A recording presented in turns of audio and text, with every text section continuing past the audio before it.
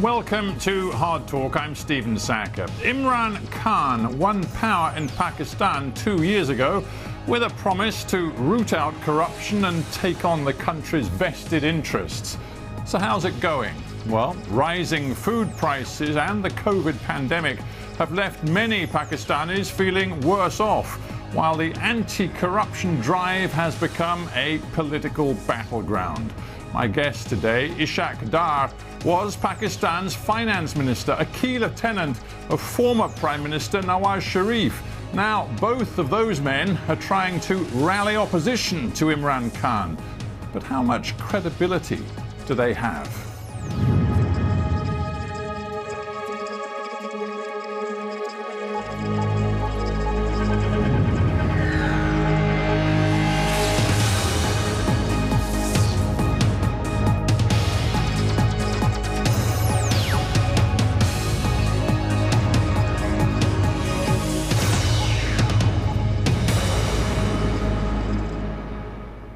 Ishaq Dar, welcome to Hard Talk. Thank you for inviting me.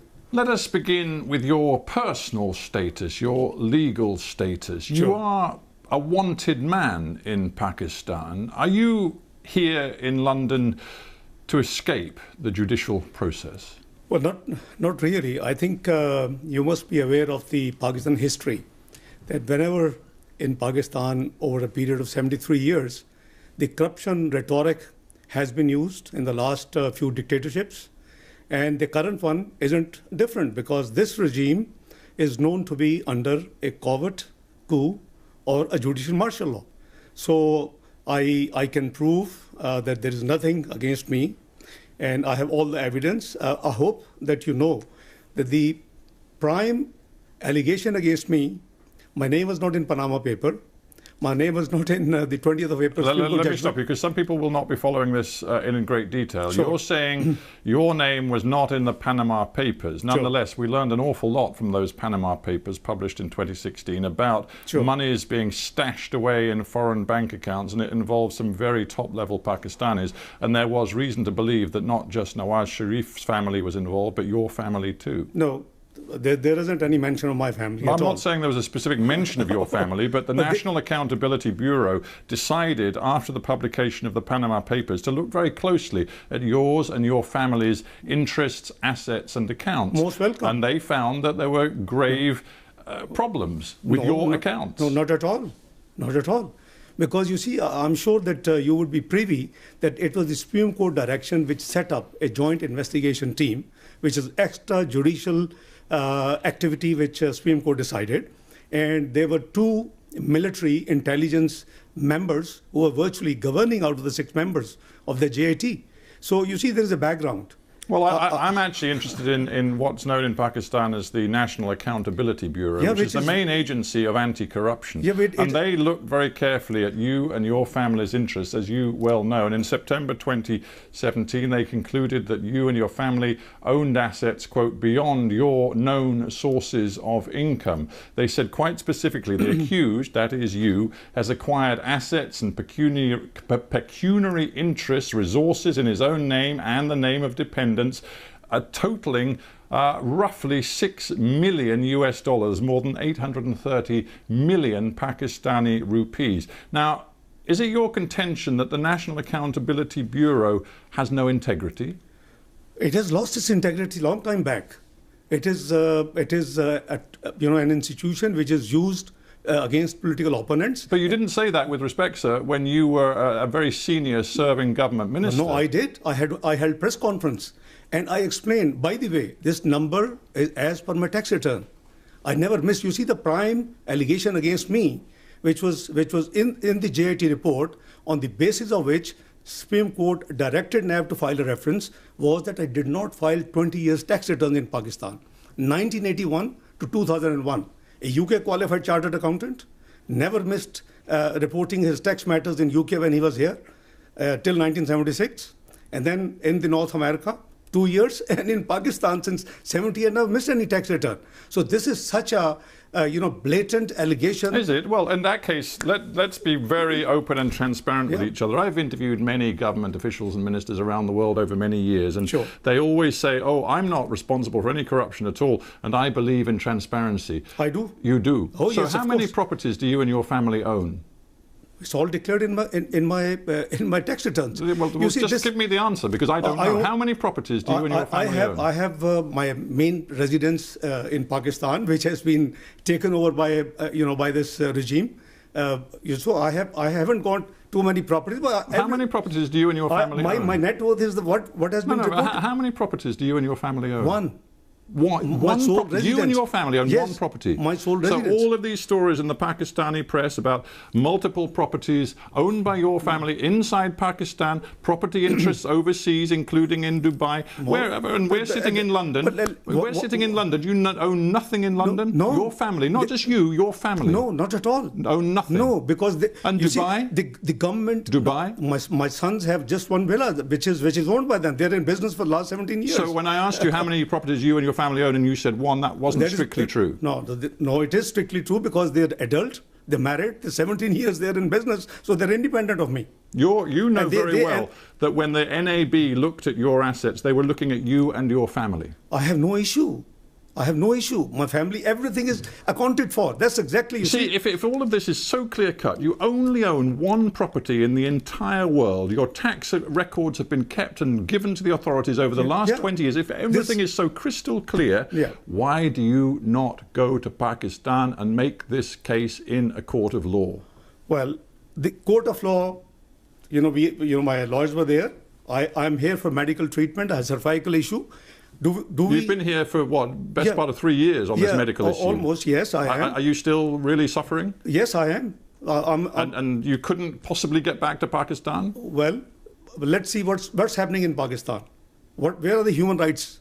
What's happening in NAB custody, where people have dozens of people have been killed, virtually. But sorry, you're saying that people being investigated abuses by the NAB, the National Accountability Bureau, have been killed? In the NAB custody, many people have died. Yes, I mean, it's an open secret. You Google and you would have all the detail. I can leave detail with you if you want to. You see, this institution has been politically used against opponents. As I said, that I never missed a return. The premise of the entire thing, and whatever they say, my net worth is already, if it is documented in my tax return, and my tax return is not missing, so it is totally accounted for. So what is the issue? The issue is something different. Because Mr. Sharif was fighting for the civil supremacy, and I have always been fighting for the financial and fiscal discipline, transparency. Right, so you introduced the name Mr. Sharif, so I think we need to talk about Mr. Sharif as well as yourself, because Nawaz Sharif is also in London, also on medical grounds. He, manhandled by the NAB, in his custody. Manhandled, you say. The truth is, Nawaz Sharif is a convicted criminal.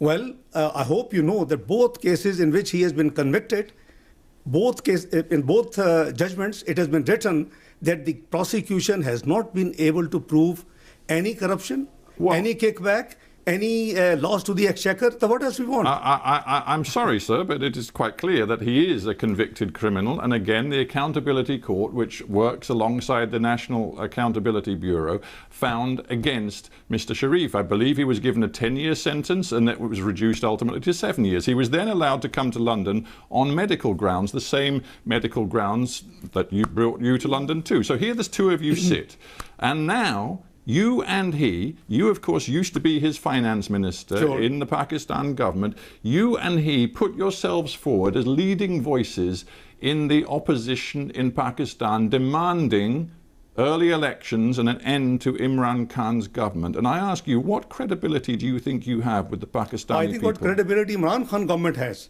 The world has witnessed that it was a stolen election, it was a rigged election. It's not we are saying, we have experienced. All pre-poll 2018 surveys indicate the PMLN will win. But the observers, the Human Rights Commission of Pakistan, the dirtiest election.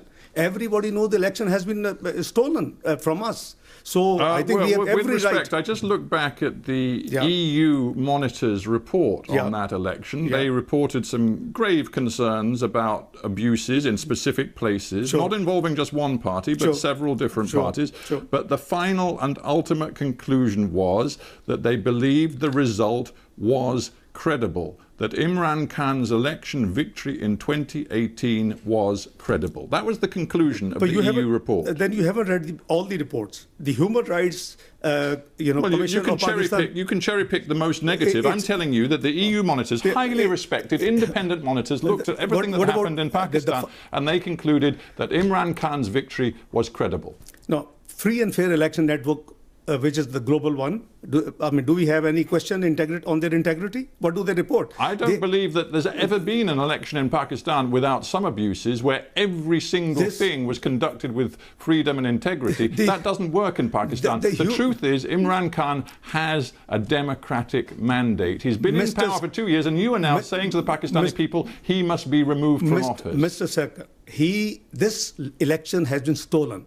It was a rigged election. There was a pre-poll rigging. Electables from our party were pushed to his party using the NAB. During the day, the results transmission system was choked off and was put off of hours. Our polling agents were expelled from the poll.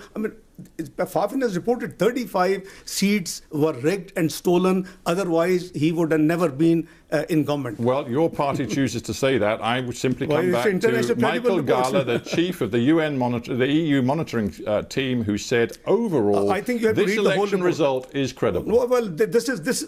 You haven't read the whole report.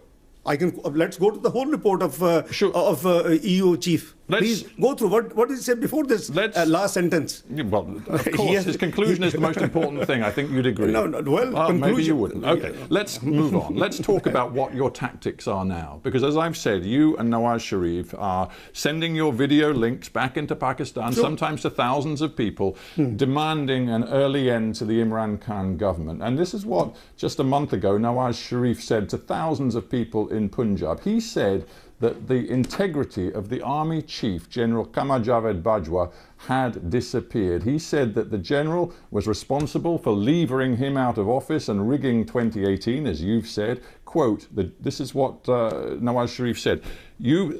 Directly to the general, the chief of the army, he said, you packed up our government and you put the nation at the altar of your own wishes. You rejected the people's choice in elections and installed an inefficient, incapable group, leading to economic catastrophe. What an extraordinary thing to say of your country's chief of army. It's a reality. The buck stops at the top. And the deep state is known what deep state does in Pakistan. Is it a surprise to you, Mr. Sarkar? It is known to the world. As Hillary Clinton the other day just gave an interview. And she said, what is deep state? Quoting Pakistan as an example. So please, we must be fair to analyze things. The election was stolen. It started off from Dawn leaks. Mr. Sharif has been struggling for the supremacy of democracy, for the supremacy of parliament, and I have been struggling for the fiscal and discipline and the transparency. Is it wrong?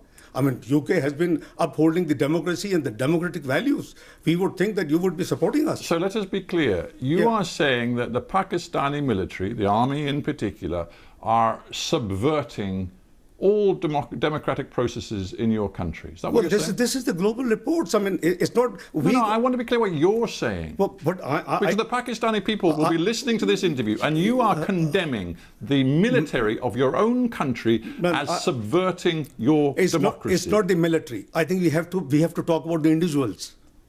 It's not all the entire institution. I think let's create a difference. It's the wish list, it's the plan of certain people who enforce in Pakistan martial law. So you're saying the army is led by General Bajwa, who in yours and Nawaz Sharif's opinion is entirely subverting democracy. Is that what you're saying?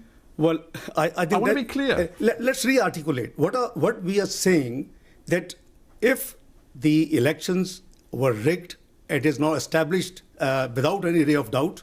So if the elections were rigged and somebody has been planning. It's not we. It is the Interior Minister of Pakistan gave a statement that if Mr. Sharif had not got problem with the deep state and the institutions, he would have been fourth-time Prime Minister. Why would he say it? So let me be clear. You're now alleging that this is entirely unacceptable when your erstwhile boss and your very close ally, Nawaz Sharif, was working hand in glove with Pakistan's military dictator, General Zia, for many years. And suddenly he's decided that the military and the way they interfere in politics in Pakistan is entirely unacceptable. What kind of hypocrisy is that? No, I disbelieve this analysis. Frankly speaking, I disagree with you. Well, what bit of what I've just said is maybe wrong? Evolution process.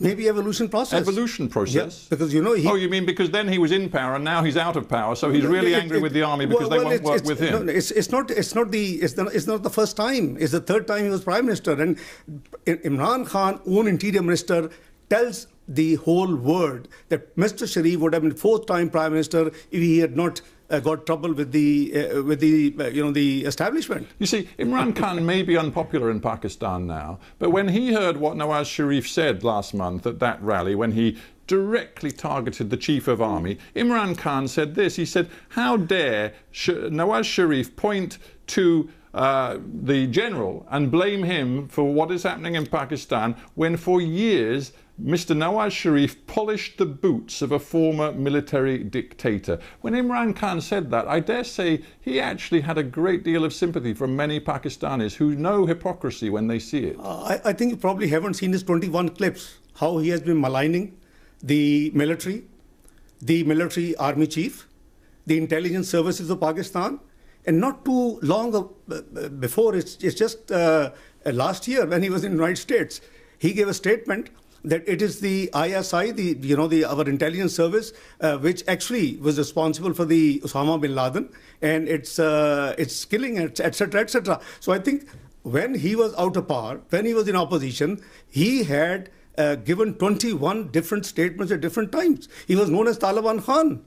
I mean, I don't know. Are we talking or wish to discuss his performance and our performance? Are we here to talk whether it is a pure democracy or is it an anocracy? You and other opposition elements have created this Pakistan democratic movement. You want to deliver early elections and see Imran booted out of power, but many people, even in your own movement, are now backing away from this targeting of the Pakistani military. For example, Bilawal Bhutto said it was regrettable that Nawaz Sharif had named the military chief by name, and even Mr. Sharif's own daughter Mariam had to stress at great length that she was not anti-military. It sounds like Nawaz Sharif has overstepped the mark. I think there seems to be a confusion. Mr. Nawaz Sharif as Prime Minister or otherwise is not anti-military. Please, let's be very clear. He blames certain individuals, and as I said, the buck stops at the top. If the Dawn leaks were there. There's a huge, history about that. I'm sure you will be privy to Dawn leaks. It relates to FATF. It relates to Pakistan going back to grey, which we brought out from grey, and it was white. So I think, if Mr. Sharif talks of certain interventions which are against the oath, against the Constitution of Pakistan, is something wrong? Let's talk about politics and your message to your own people. We know that Pakistani people are suffering right now. Food price inflation is soaring. COVID-19 is seeing a second surge in your country, creating real economic difficulties. There's going to be barely any growth in the Pakistan economy this year. In the midst of all of that, you are creating a new level of political instability, demanding that Imran call early elections, calling him illegitimate, banging on about the vote rigging, claiming that the army is really in power. Do you think that your approach is really helping the interests of the Pakistani people? I think you have to be neutral umpire, Mr. Sekar, for a moment. 2014, we won the election 2013, massive majority, 2/3 almost. 2014, when Mr. Imran Khan comes to agitate for 4 constituencies rigged only, his claim, nobody spoke. Yeah, and he was, Mr. Dar, you're going back now. You're going back 6 years, and I'm putting myself in the shoes of a Pakistani today who sees rising food prices, political instability, geopolitical instability, and he wonders whether the opposition sitting in London, yourself and Mr. Nawaz Sharif, really have the interests of ordinary Pakistani people at heart. We have interests of Pakistani people at heart, and that's why we are moving. This country had witnessed double revenue collection in our tenure of 5 years, lowest inflation, lowest interest rates, best performing stock market in the South Asia, most stable currency, highest GDP growth in 11 years, 5.8%. I mean, it's all music. Your Western, the institutions had all the praise. And what was the final report in 2016? PricewaterhouseCoopers, what did it say? Pakistan is going to join G20 by 2030. And we were striving to bring it even earlier. And we were very clearly hoping that since we had ended the load shedding, we had fought the extremism and terrorism in Pakistan, we had improved the macroeconomic indicators in Pakistan, and all praises of all. So now I understand. I'm not suggesting that your personal economic record was bad. In some ways it was good. But listen, I'm just trying to get you to respond to a simple question. Pakistan is where it is today. Hang on. Imran Khan has a 5-year mandate. He won the election. Now you have a choice. You have a choice. You can wait to fight the next election if you choose to go home, frankly, but at the moment you're still in London. You can either fight at the ballot box during the next election, or you can try to undermine Imran Khan and his government from the sidelines, from here in London, and thereby create new economic and political instability. Is that the choice you've made? No, it's not a matter of political instability. It's a matter of incompetence. It's a matter of non-performance. It's a matter of ruining and grounding the economy of Pakistan in 2 years before Corona. Mind you, after 1952, Pakistan first time had seen negative GDP growth. After 1952, from 5.8%, first year 1.9%, this year 0.4% negative. And there's a massive unemployment. We pulled 6% people out of poverty. He has pushed back 6% people in the poverty line. He promised to give 10 million jobs. He has made people unemployed, 12 million added to the unemployment numbers. Pakistan's in big trouble. I just wonder whether your approach is weakening Pakistan on the world stage. You recently tweeted, hang on, you recently tweeted a message saying that Imran Khan, and I'm going to quote your words, personified fascism. Now, Imran Khan has stood up for Pakistan's interests in a very tough stand against India and Mr. Modi, which you well know. He has also conducted a foreign policy which sees deepening economic ties with China, which is precisely the same policy that you followed. He also is trying to use Pakistan's influence, it seems, to bring the Taliban to the peace table in Afghanistan. What is it about these policies that you think personifies fascism? Well, I think that perhaps you haven't studied or you haven't had the time to look into what fascism he's doing. You stand by that? Yeah, of course I do. I do. There is a fascist government in Pakistan as of now. You're trying to mobilize tens of thousands of people on the streets in different Pakistani cities, even when there's a COVID pandemic. Your message is that we must bring Imran Khan's government down by the middle of the year and have new elections. You haven't succeeded so far. What's your next move? Well, Mr. Sekhar, I think you haven't seen Mr. Imran Khan during the same, you see, the PDM gatherings started from 16th of October. You haven't seen the democratic movement gatherings, yes. But you haven't seen in the same period, in the last 6 weeks, you haven't seen the gatherings, the large gatherings of Mr. Imran Khan himself. COVID would not spread. What is your next move? Well, our ultimate aim and our ultimate goal is supremacy of democracy in Pakistan, the free and fair election, which would be transparent and should be acceptable to the world observers. And presumably the rule of law. And the rule of law. So will you go home to face the rule of law? Of course I will. Rule of law and transparency. And the constitution has to be, all institution has to work within the domain which has been prescribed in the Constitution of Islamic Republic of Pakistan. I think we'll be very happy. So right now when I tweeted, I have no regret, and it is the ground reality. I mean, I can give you, a prime minister who calls the Director General of the Federal Investigation Agency and gives him names and says go and arrest them I mean, what sort of, governance this is? Well, we have to end it there, but I do thank you very much indeed for coming into the Hard Talk studio. It's a pleasure. Ishaq Dar, thanks very much. It's a pleasure. Many thanks.